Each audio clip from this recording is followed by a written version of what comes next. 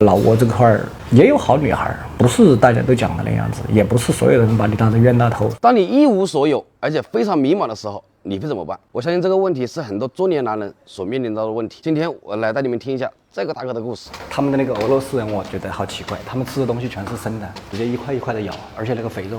不是很多兄弟想去俄罗斯炒老婆吗？然后你要习惯你老婆以后拿着生猪肉就这样子直接扯。误啦！我家是四川资阳的，当时是没有想过来老挝发展的。我在国内的时候，生活啊或者工资啊都还可以，但是因为我生了一场病，把积蓄啊、车啊什么都卖掉了。我从15岁出去混社会，混到30来岁，好不容易攒了点钱，辛辛苦苦的，所有的钱都没了。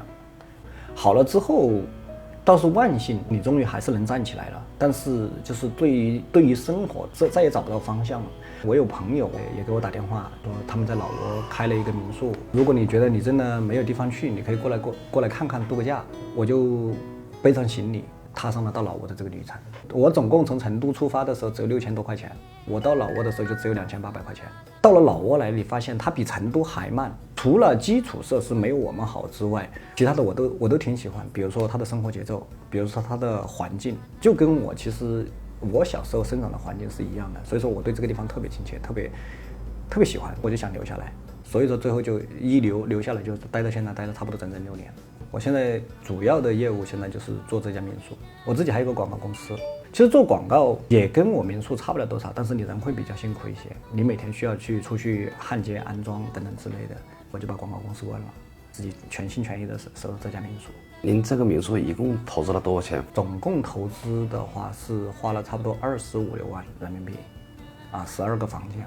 我租金是交了2年，差不多交了10个，对，剩下的10几个就是所有的就是装修了。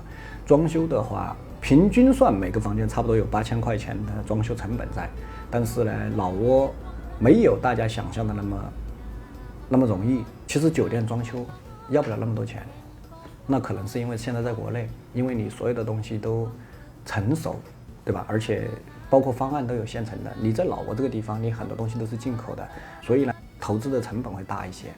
装修的话是基本上没有请工人，都是我自己做的，都包括像现在这些房间的这些配饰啊、颜色啊、桌子啊，都是我自己盯的。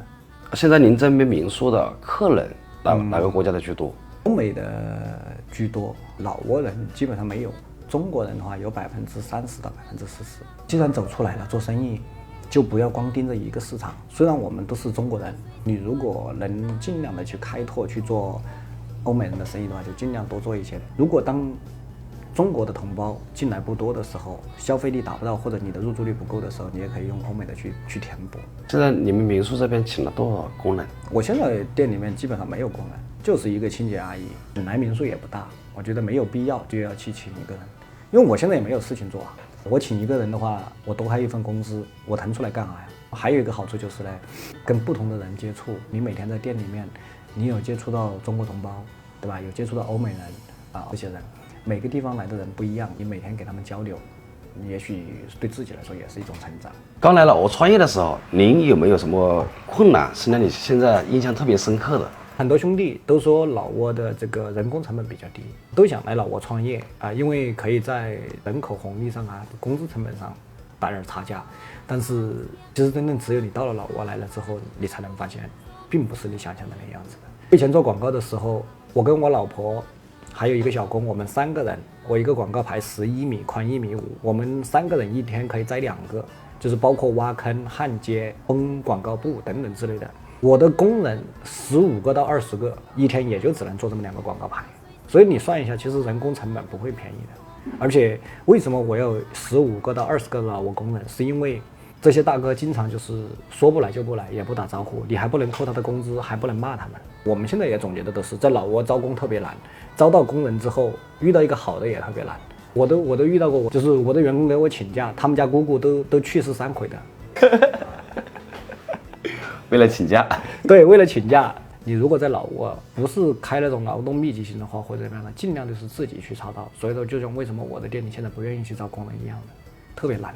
老挝就这个点儿特别难。其实你换在老挝的这个老挝人自己的角度，其实你是能理解的。地广人稀，每家人都有很多地，只要把米种下去了，来年收回来的肯定够一家人吃。至于菜的那些，山上搞点野菜啊，拔点竹笋都能将就一餐。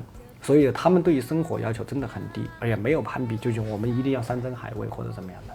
所以他们的就随性惯了，还是为自己考虑。我活着，今天活着就为今天开心，明天到底能发生什么我也不知道。我就喜欢他们这种生活态度。现在好像我也慢慢的感觉，也有点他们这种态度。刚刚我听到您提嫂子，嫂子是中国人还是老挝人？老挝人，我是偶然的机会，我在这边是待了差不多1年多了之后，后来我们跟几个朋友一起要去开一个店，因为我们不懂老挝语，也不好交流，我们需要一个本地人去招揽这些生意。当时是一个朋友介绍说，这个女孩子做事啊，精明能干，你可以去试试去挖过来。但是很不幸，我们这个店还没开业就倒闭了。倒了之后呢，我是觉得这个女孩，我第一次跟她约会，因为店倒了之后心情不好，我跟她出去吃饭，后来结账的时候我买单，她就一定要求我要 AA 制，不知道是因为我落魄了还是没钱，对吧？反正她要求就是必须 A。如果她说如果你不 A 的话，那以后呢我们就不要再来往，或者说不要做朋友了。那没办法，我就跟她2个 A。我当时的第一反应就是这个女孩还好，挺不错的。至少在金钱这一块，她没有把你当成就是你一个外国人，你有钱，她就应该理所应当的你来买单，啊，也就是从这一点我才喜欢跟她2个在一起。后来我们2个慢慢的谈恋爱，最后再到结婚。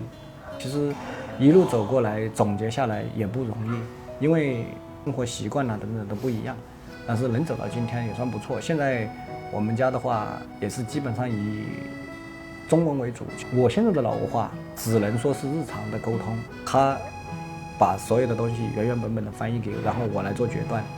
老挝这块也有好女孩，不是大家都讲的那样子，也不是所有人把你当成冤大头，看你自己，看你怎么去经营你自己的生活。